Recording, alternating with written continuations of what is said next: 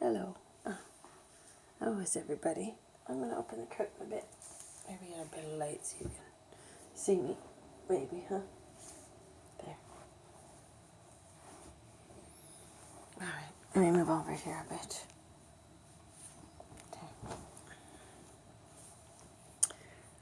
So I just got done watching the movie Awakenings with Robin Williams. And,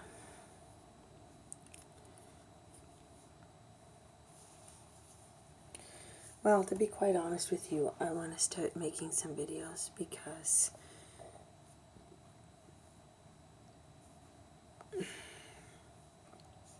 I want people to learn what it's like to be somebody like me or like myself.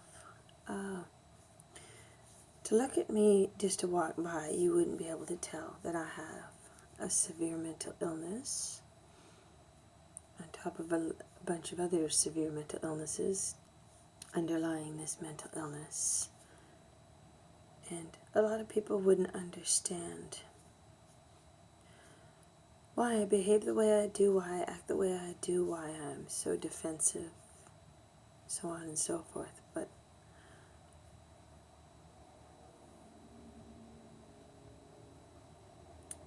I guess I just wanted to put this on video because when I watched the show Awakenings and they were saying that these people that were catatonic, you know, who could no longer speak or move, or it was like they weren't even there, were actually still in there. Their motor skills and everything basically came to a halt due to, you know, well, they're saying a virus or whatever, something can onset this. Anyway, with me, I've had a lot of trauma in my life, quite frankly. But it took, I guess, one trauma in order to set me off. And just, it's like,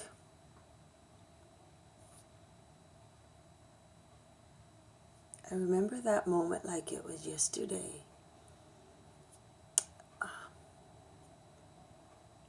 I remember being young and happy and excited that my 6-month tour was almost over. And I remember going to this party, which was for me and the others that were leaving in the next, I don't know, month or whatever it was. I don't remember how long it is now. It was a long time ago. Maybe it wasn't my party. It's hard for me to remember anymore because I remember being there another 2 months. That would be way too soon to be having a party for leaving. So it must have been somebody else's party. And the memories that I have, I know what I was like before the rape and after.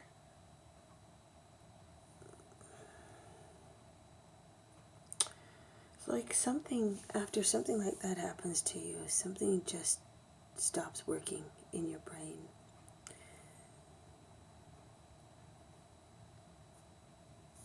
Believe it or not, it wasn't the person himself that I was angry about.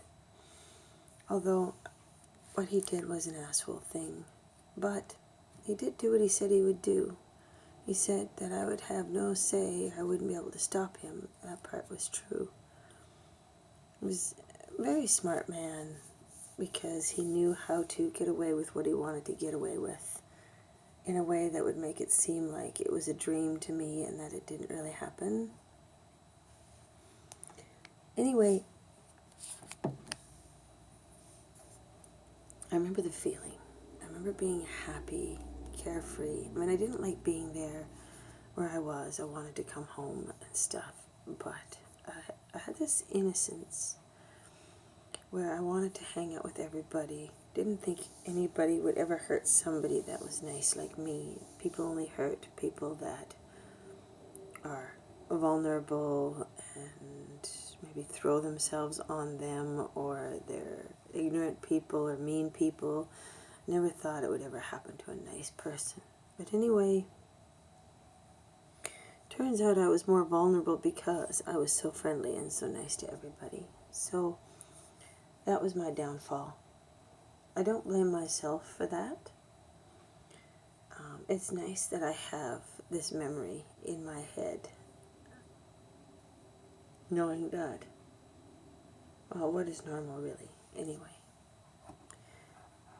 that next morning when I woke up, I remember feeling anxious and worried.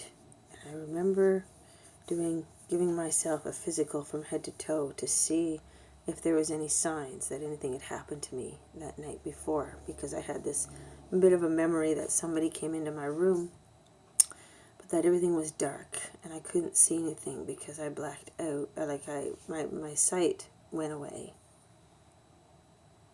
My hearing was always there. I didn't actually see him. I just recognized his voice. It was like a dream almost. And when I checked myself everywhere and I checked my bed, there was no stains on my bed.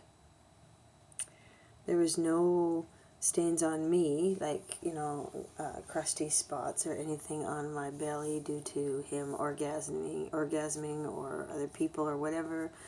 I had no ripped clothes. I was lying there in a normal state on my back when I woke up in the morning. You would think that somebody who was raped, there would be some kind of evidence somewhere that something had happened. And everything was perfectly normal. There was no smells. There was nothing or no remains of anything of his. But my mind had told me that something had happened because of the threats that he had made, so on and so forth. I thought he came in. I thought that he was probably drunk. You'd have to be drunk to do something like that to somebody who wanted to be your friend. And I think that he couldn't do anything, but that he made me believe that he did something. That's what I told myself the next morning. And anyway, it wasn't the same. But that was in 1992. So it's how many years later? 1992, 2002, 2012. 27 years ago. And from that time, each year that progressed, I would have different symptomatic things that would cause me to be less and less part of the world, more and more afraid of things. That's what I believe.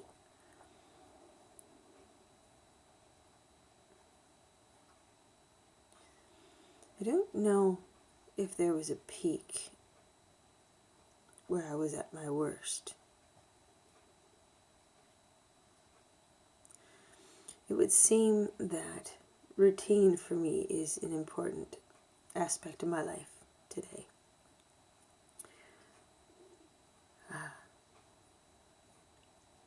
Without some kind of routine, I feel lost. I feel abandoned. I feel like I have no purpose, and I don't know why I'm here, why I'm alive, why I've been rescued, per se.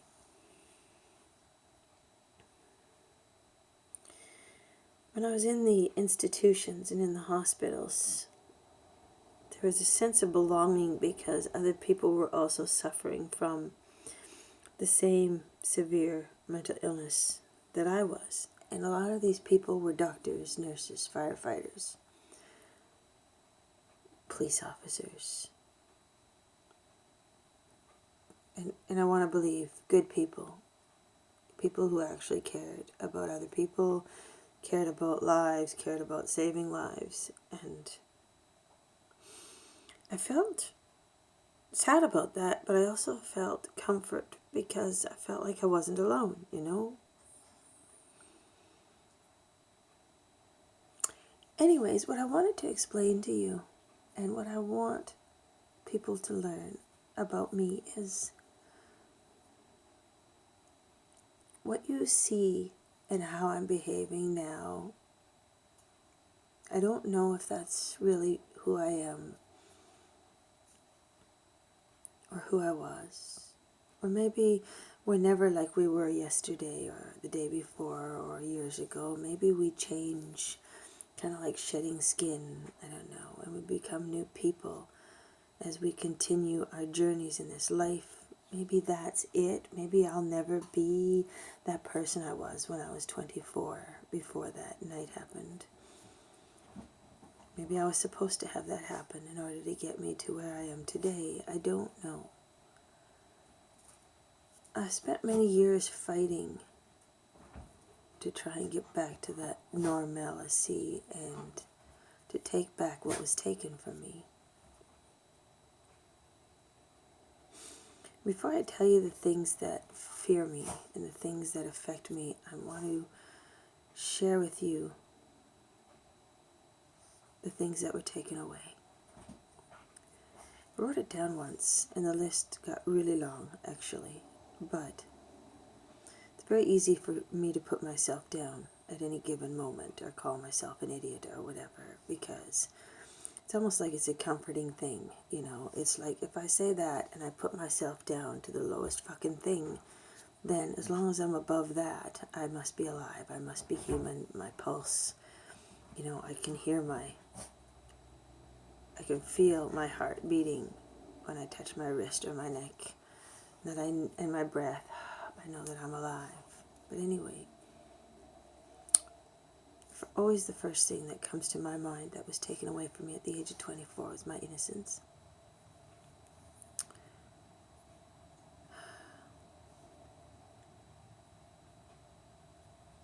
Yeah, my innocence. He took away that.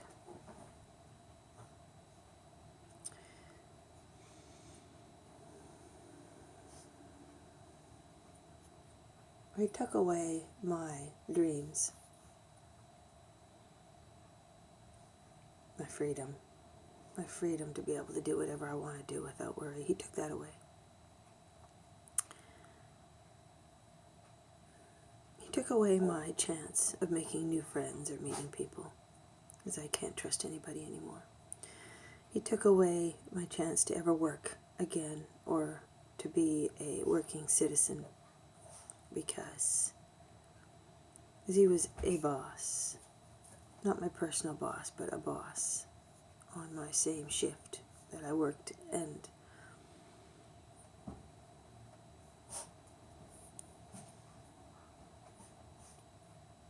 other things that happened in the military had caused that as well. But he was one of those reasons. I can't trust bosses, therefore I can't work anywhere where there is bosses, which I didn't find out till many years later. He took away my sense of playfulness, and not caring, you know. He took away my dignity, took away my self-respect. He took away how I feel about myself when I look in the mirror.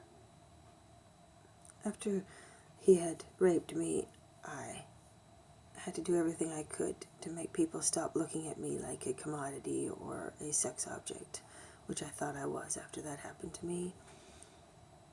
And so I stopped wearing my blue eyeshadow that I was wearing just before that happened, and I was told how beautiful I looked in it. And I started eating a lot of food to gain weight, because I thought if I was fatter, people wouldn't look at me as, you know, a pretty being anymore, and I wanted that. I just wanted to be left alone and disappear. I stopped taking care of myself. I would wear ugly clothes. Got rid of all my pretty stuff, started wearing ugly clothes, like ugly sweats and ugly t-shirts. Didn't put much jewelry on. Put my hair back in like a bun or a ponytail, and that was it. I was very blah. I just wanted to blend in with society. He took that away.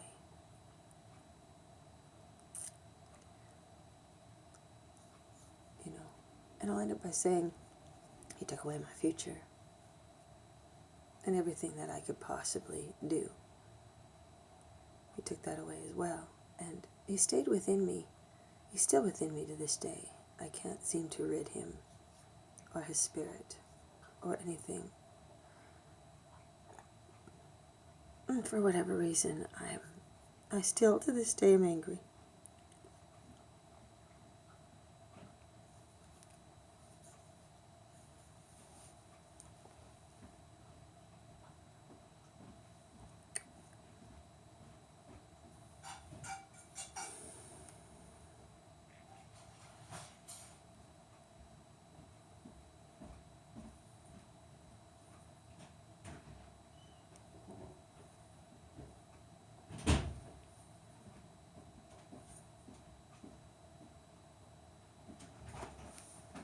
Hey, Timbit.